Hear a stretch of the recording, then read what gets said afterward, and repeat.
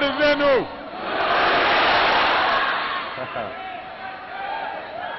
Wa Kenya, umpio. It is great to be back in Kenya. Thank you so much for this extraordinary welcome. I know it took a few years, but as president, I try to keep my promises. And I said I was going to come, and I'm here.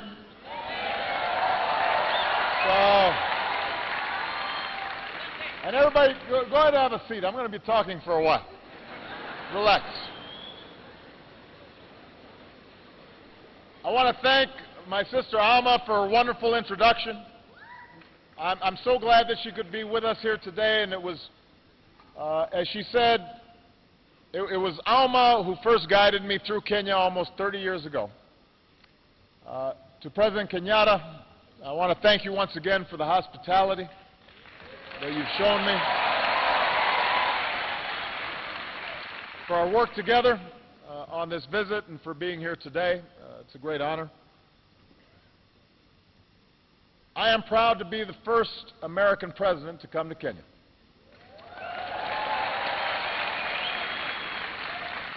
And of course, I'm the first Kenyan American to be president of the United States.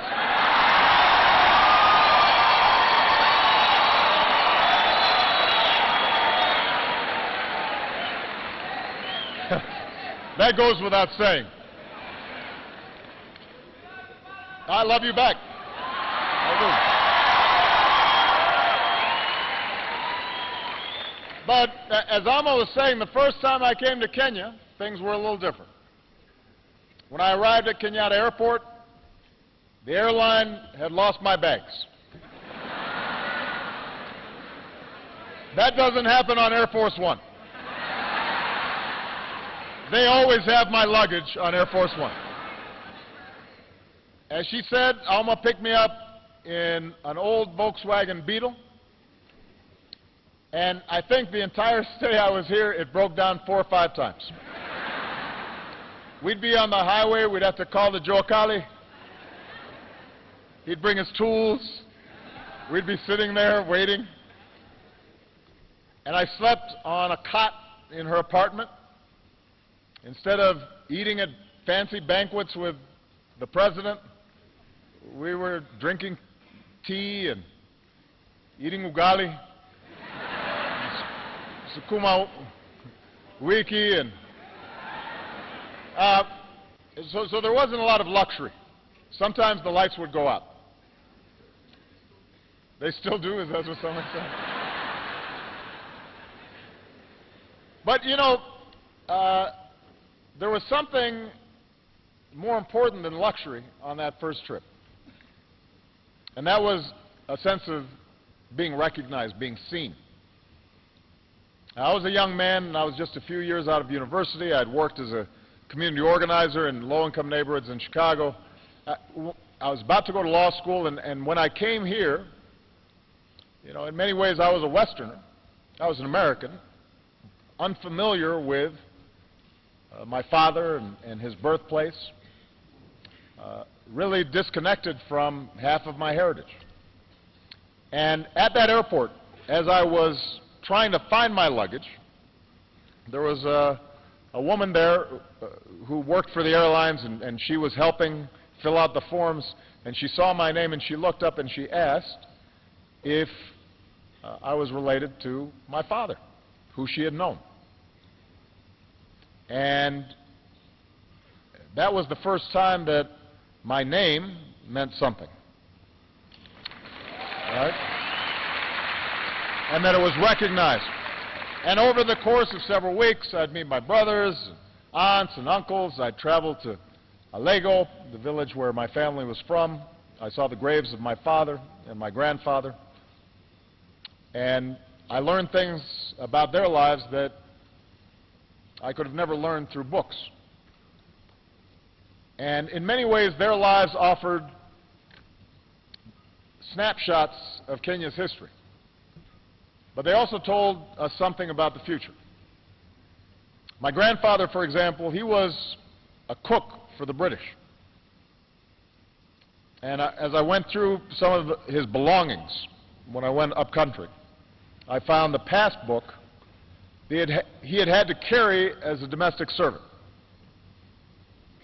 It listed his age and his height, his tribe, listed the number of teeth he had missing.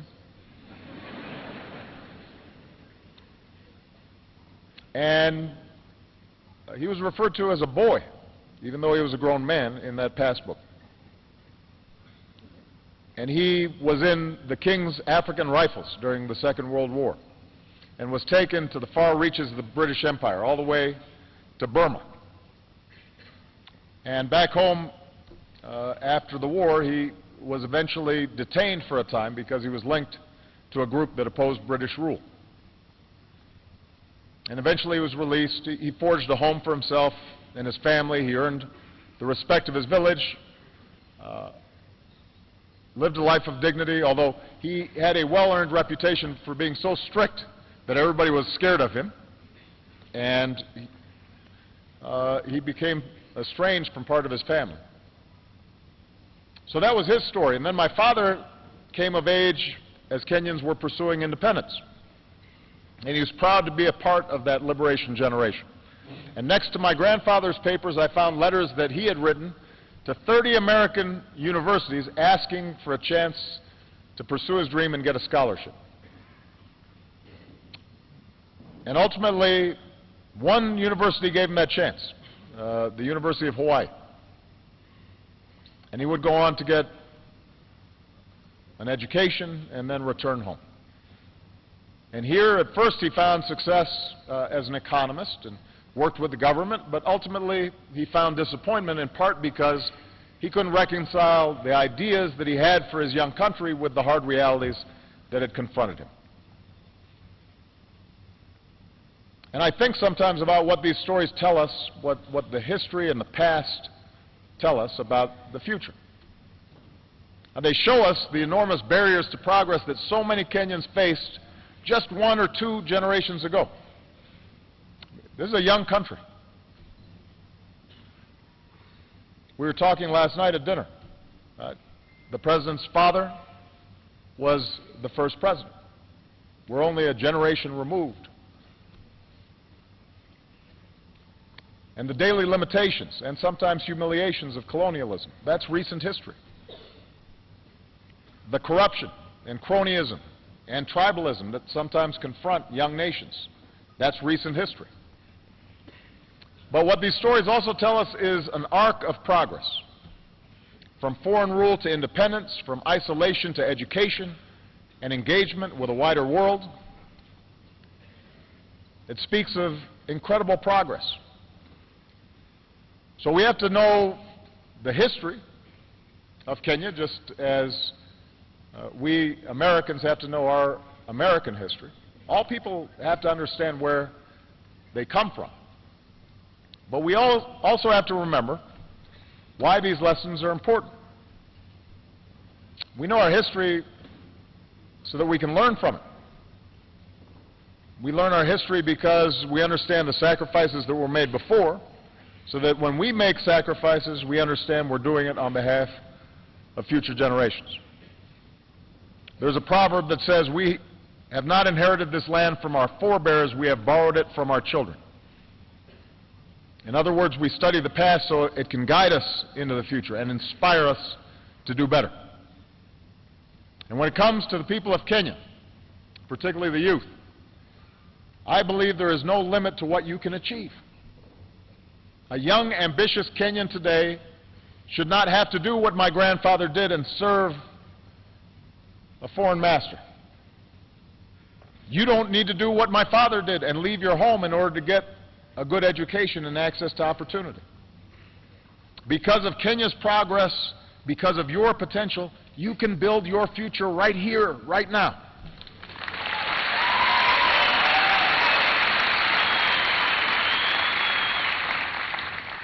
Now, like any country, Kenya is far from perfect. But it has come so far in just my lifetime. After a bitter struggle, Kenyans claimed their independence just a few years after I was born, and after decades of one-party rule, Kenya embraced a multi-party system in the 1990s. just as I was beginning my own political career in the United States. Tragically, just under a decade ago, Kenya was nearly torn apart by violence at the same time that I was running for my first campaign for president. And I remember hearing the reports of thousands of innocent people being killed or driven from their homes. And from a distance, it seemed like the Kenya that I knew, a Kenya that was able to reach beyond ethnic and tribal lines, that it might split apart across those lines of tribe and ethnicity. But look what happened. The people of Kenya chose not to be defined by the hatreds of the past. You chose a better history.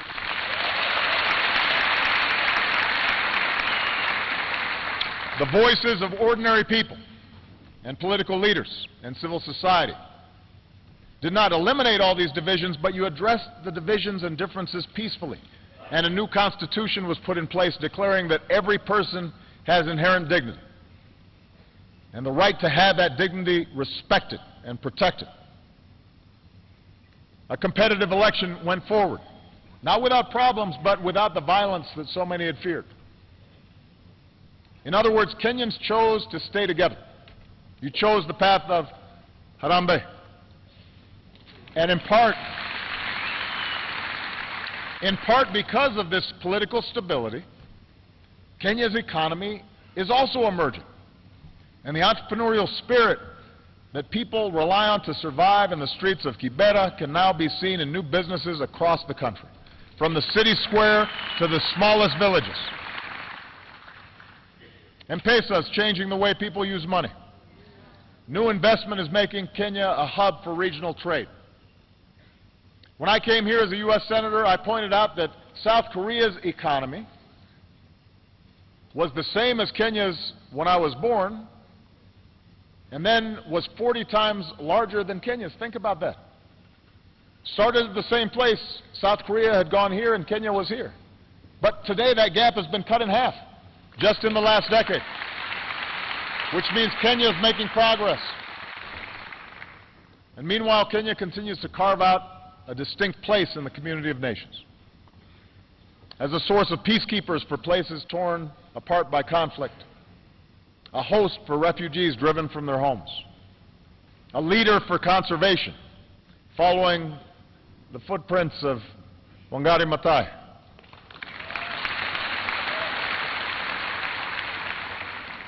Kenya is one of the places on this continent that truly observes freedom of the press, and their fearless journalists and courageous civil society members. And in the United States, we see the legacy of Kip Keino every time a Kenyan wins one of our marathons.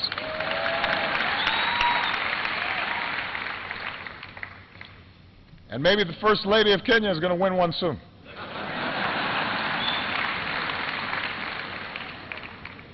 I told the President he has to start running with his wife. We want him to stay fit. So there's much to be proud of, much progress to lift up. It's a good news story. But we also know the progress is not complete. There are still problems that shadow ordinary Kenyans every day. Challenges that can deny you your livelihood and sometimes deny you lives. As in America and so many countries around the globe, economic growth has not always been broadly shared. Sometimes people at the top do very well, but ordinary people still struggle.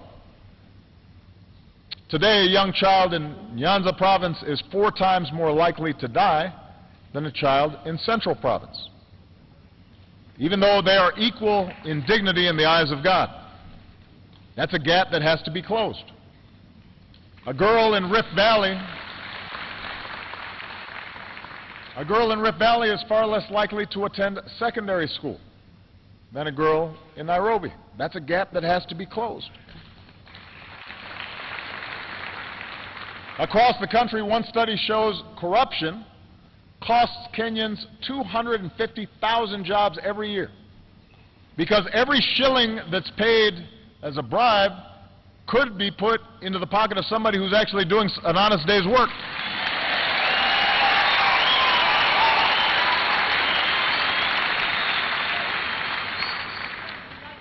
And despite the hard-earned political progress that I spoke of,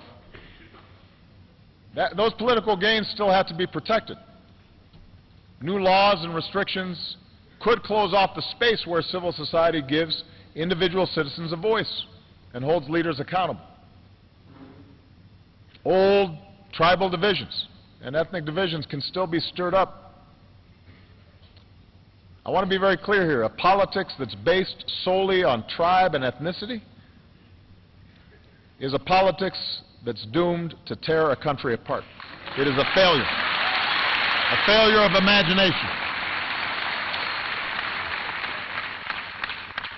Of course, here in Kenya, we also know the specter of terrorism has touched far too many lives. And we remember the Americans and Kenyans who died side by side in the attack on our embassy in the 90s.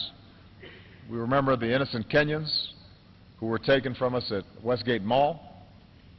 We weep for the nearly 150 people slaughtered at Garissa, including so many students who had such a bright future before them. We honor the memory of so many other innocent Kenyans whose lives have been lost in this struggle.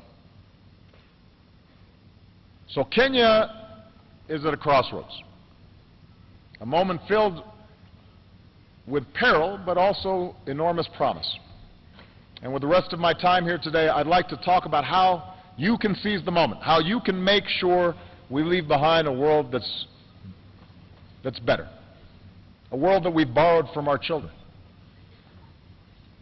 When I first came to Sub-Saharan Africa as president, I made clear my strong belief that the future of Africa is up to Africans.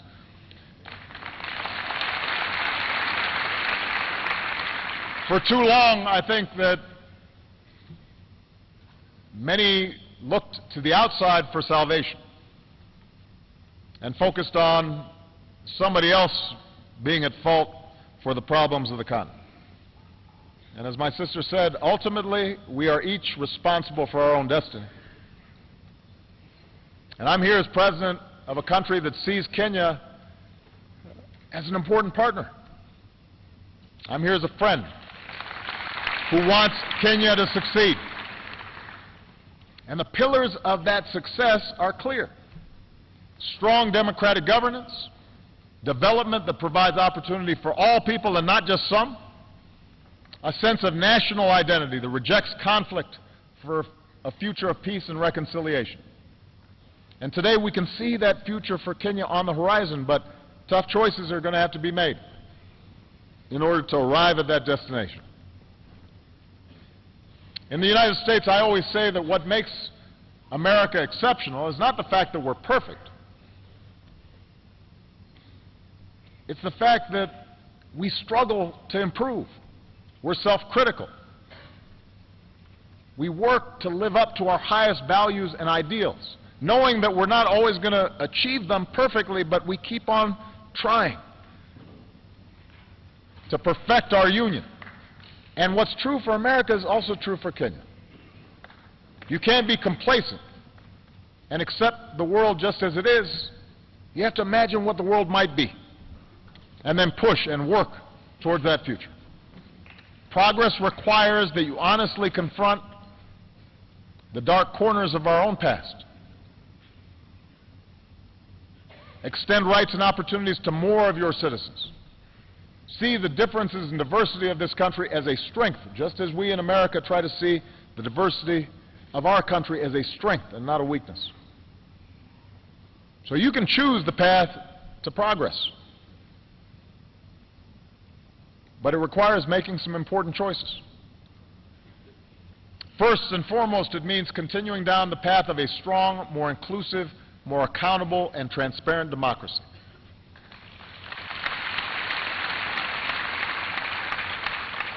You know, democracy begins with a peacefully elected government. It begins with elections, but it doesn't stop with elections.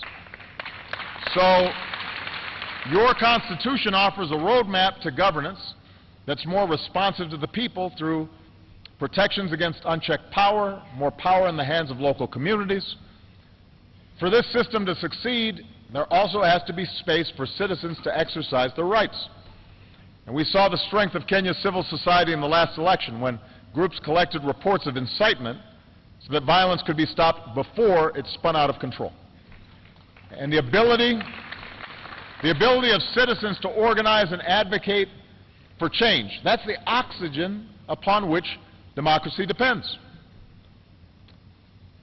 You know, democracy is sometimes messy, and for leaders, sometimes it's frustrating. Democracy means that somebody's always complaining about something.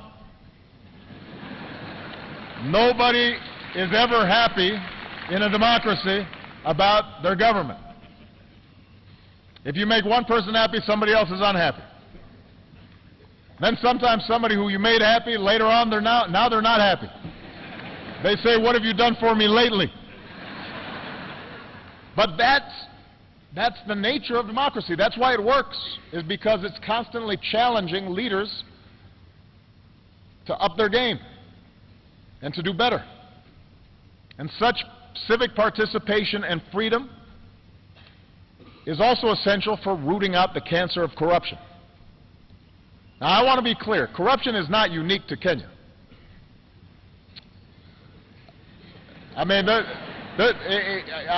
want everybody to understand that there's no country that's completely free of corruption.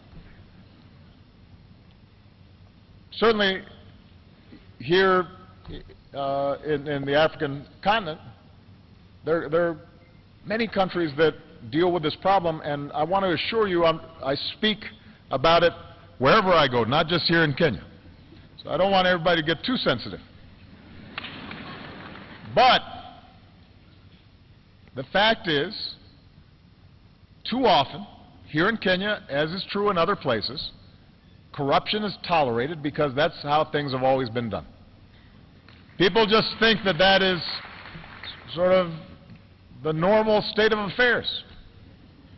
And there was a time in the United States where that was true too. My hometown of Chicago was infamous for Al Capone and you know, the mob and organized crime corrupting law enforcement.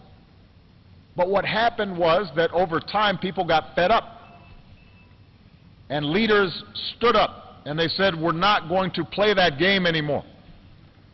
And you changed the culture and you changed habits. Here in Kenya, it's time to change habits and decisively break that cycle, because corruption holds back every aspect of economic and civil life. It's an anchor that weighs you down and prevents you from achieving what you could. If you need to pay a bribe and hire somebody's brother who's not very good and doesn't come to work in order to start a business, well, that's going to create less jobs for everybody. If electricity's going to one neighborhood because they're well connected and not another neighborhood, that's going to limit development of the country as a whole.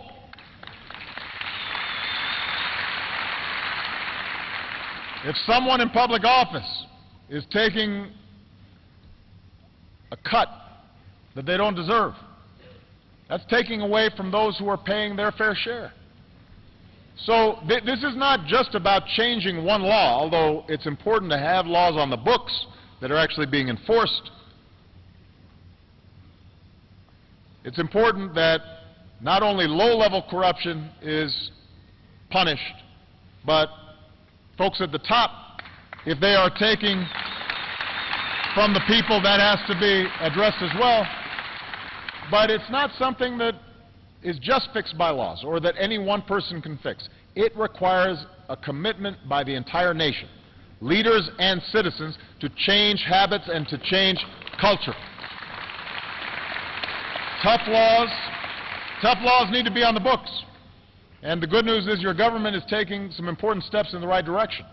People who break the law and violate the public trust need to be prosecuted. NGOs have to be allowed to operate, who shine a spotlight on what needs to change. And ordinary people have to stand up and say, enough is enough. It's time for a better future.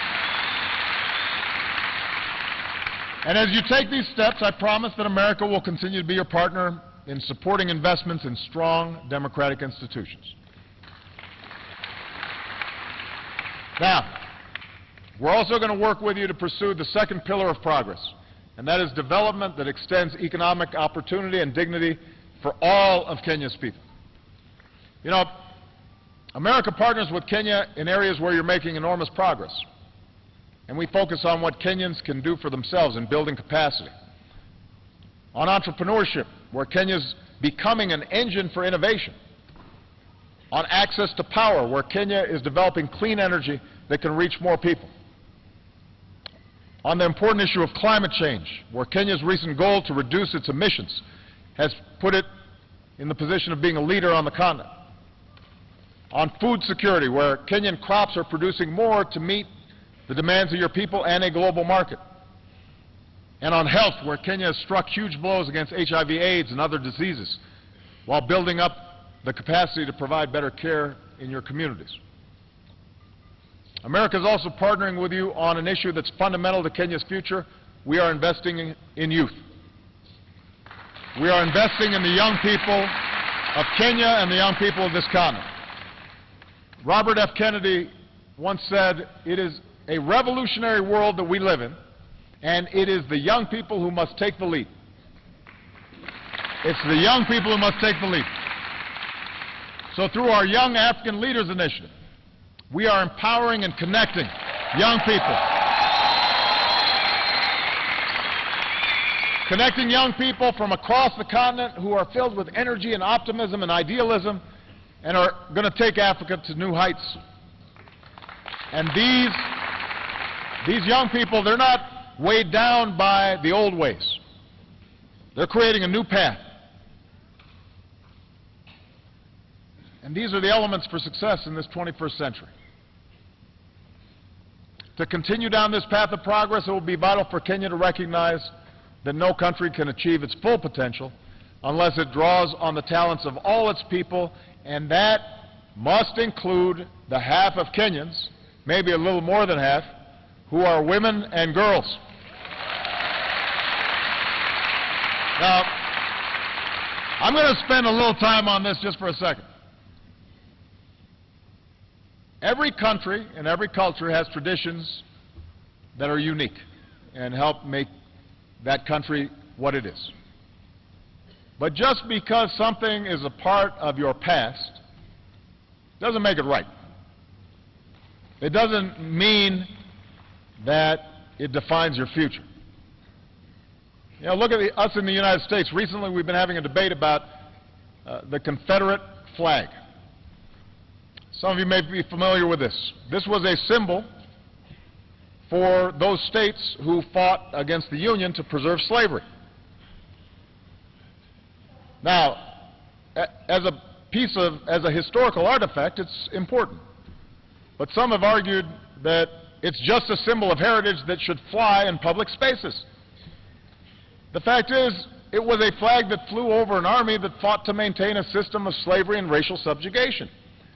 So we should understand our history, but we should also recognize that it sends a bad message to those who were liberated from slavery and oppression. And in part because of unspeakable tragedy that took place recently, where a young man who was a fan of the Confederate flag and racial superiority shot helpless people in a church. More and more Americans of all races are realizing now that that flag should come down. Just because something's a tradition doesn't make it right.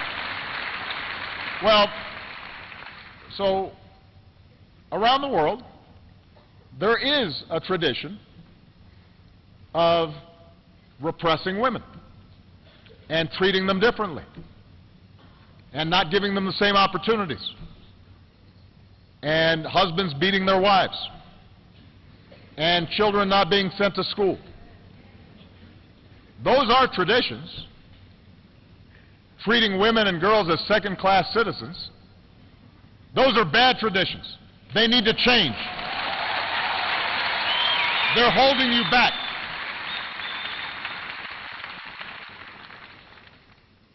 Treating women as second-class citizens is a bad tradition. It holds you back. There's no excuse for sexual assault or domestic violence.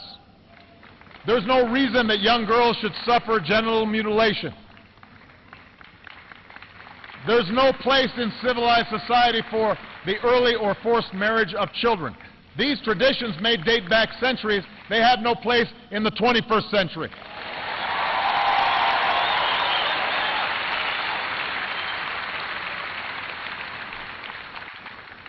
These are issues of right and wrong in any culture. But there are also issues of success and failure. Any nation that fails to educate its girls or employ its women and allowing them to maximize their potential is doomed to fall behind in the global economy. You know, we're in a sports center. Imagine if you have a team and you don't let half of the team play. That's stupid. That makes no sense. And the evidence shows that communities that give their daughters the same opportunities as their sons, they are more peaceful, they are more prosperous, they develop faster, they are more likely to succeed. That's true in America, that's true here in Kenya. It doesn't matter. And that's why one of the most successful development policies you can pursue is giving girls an education and removing the obstacles that stand between them and their dreams. And by the way, if you educate girls, they grow up to be moms, and they're educated, are more likely to produce educated children.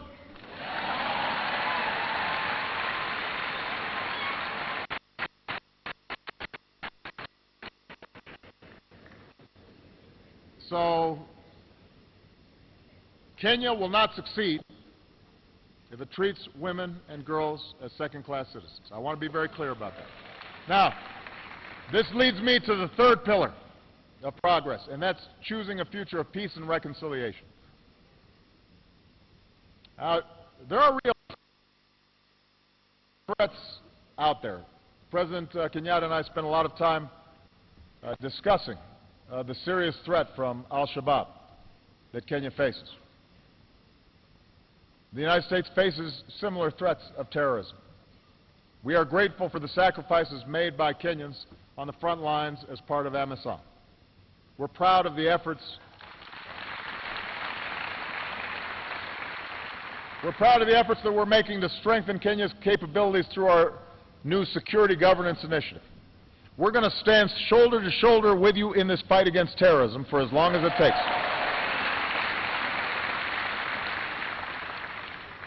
But, as I mentioned yesterday, it is important to remember that violent extremists want us to turn against one another.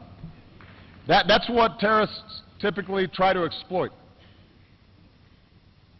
They know that they are a small minority. They know that they can't win conventionally. So what they try to do is target societies where they can exploit divisions. That's what happens in Iraq. That's what happens around the world. That's what happened in Northern Ireland.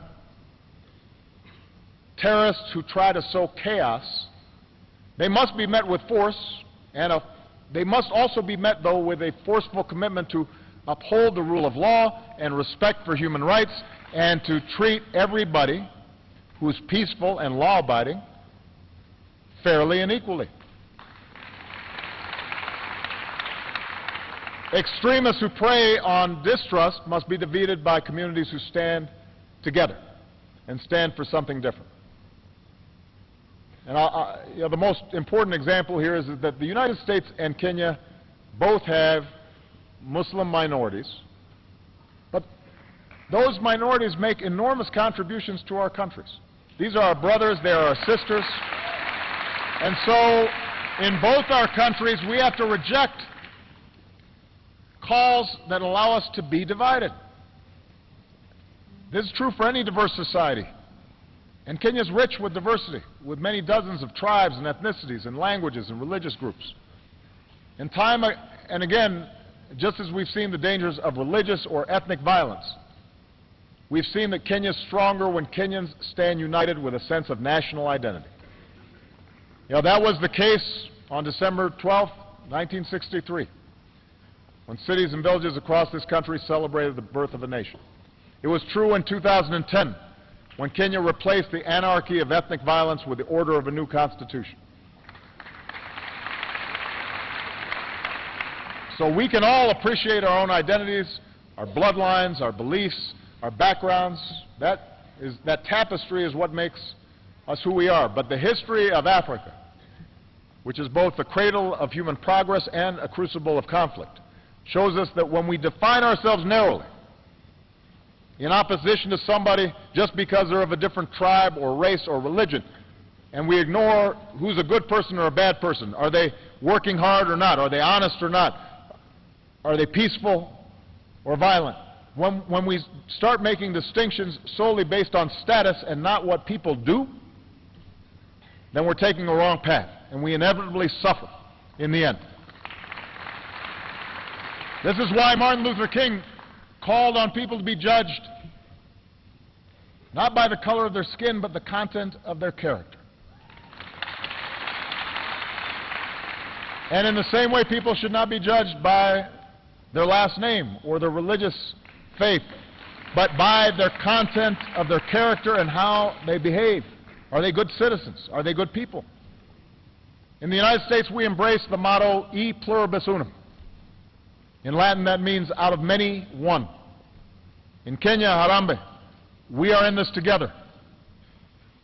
Whatever the challenge, you will be stronger if you face it not as Christians or Muslims, Maasai, Kikuyu, Luo, any other tribe, but as Kenyans. And ultimately, that unity is the source of strength that will empower you to seize this moment of promise. That's what will help you root out corruption. That's what will strengthen democratic institutions. That's what will help you combat inequality. That's what will help you extend opportunity and educate youth and face down threats and embrace reconciliation. So I want to say, particularly to the young people here today, Kenya is on the move. Africa is on the move. You are poised to play a bigger role in this world as the shadows of the past are replaced by the light that you offer an increasingly interconnected world. And in the light of this new day, we have to learn to see ourselves and one another. We have to see that we are connected. Our fates are bound together. Because in the end, we're all part of one tribe, the human tribe. And no matter who we are or where we come from or what we look like or who we love or what God we worship, we're connected. Our fates are bound up with one another. Kenya holds within it all that diversity, and with diversity sometimes comes difficulty. But I look to Kenya's future filled with hope. And I'm hopeful because of you, the people of Kenya, especially the young people. There are some amazing examples of what's going on right now with young people.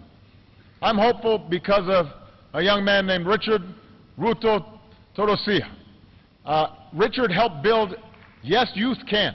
I like the phrase, Yes, Youth Can.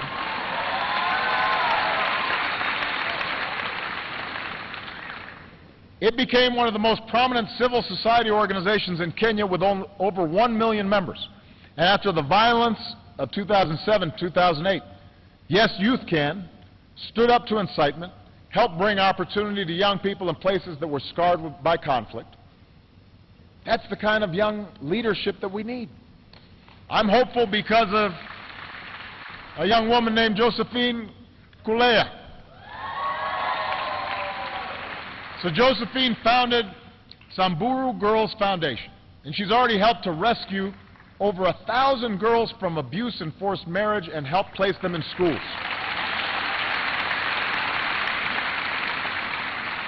A member of the Samburu tribe herself, she's personally planned rescue missions to help girls as young as 6 years old.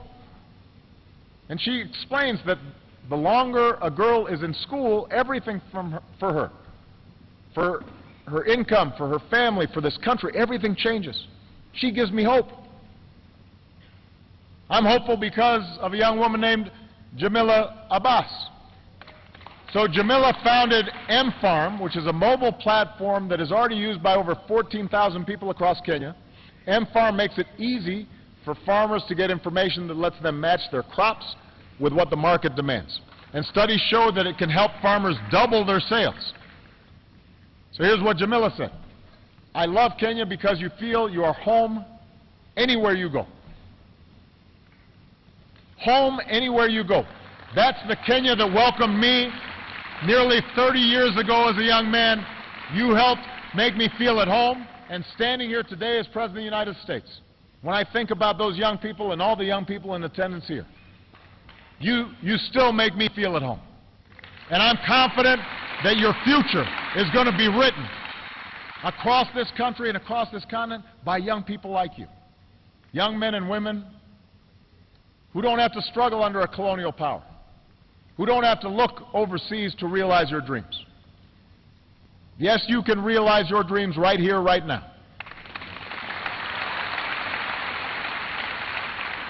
We have not inherited this land from our forebears. We have borrowed it from our children. So now's the time for us to do the hard work of living up to that inheritance, of building a Kenya where the inherent dignity of every person is respected and protected, and there's no limit to what a child can achieve. I am here to tell you that the United States of America will be a partner for you every step of the way. God bless you. Thank you. Asante sana.